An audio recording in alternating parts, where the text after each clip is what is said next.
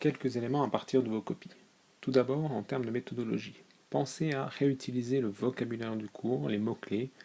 Ici, il s'agissait de croissance économique, d'économie monde. Il faut citer les termes et prendre le temps de les définir. Ce pouvait être au début de chacune des parties.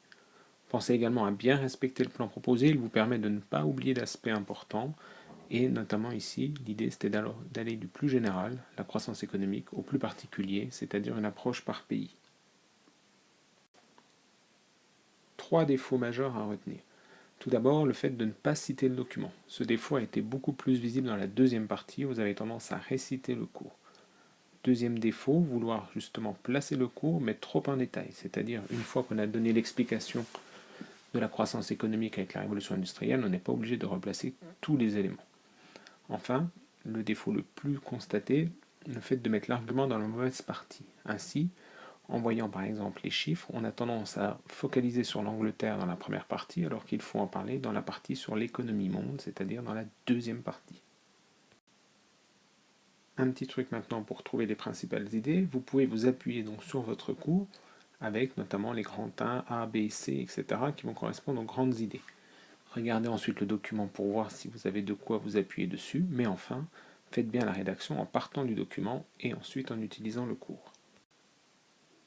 Quelques extraits maintenant à partir de vos copies. Ici, ce qui est bien, on est au début du devoir, donc tout d'abord, et on commence bien par un phénomène général qui est celui sur la croissance économique. On a une explication avec la révolution industrielle et également avec l'idée donc de l'augmentation. Une bonne idée également dans ce devoir, le fait de bien insister sur donc l'économie mondiale et notamment de donner des ordres de proportion, c'est-à-dire en montrant par exemple ici l'Europe représente un tiers, etc.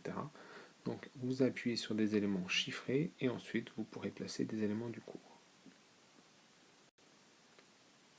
Ici, une idée plus précise puisqu'elle concerne uniquement la Russie-URSS avec notamment la chute de l'URSS et donc du régime communiste.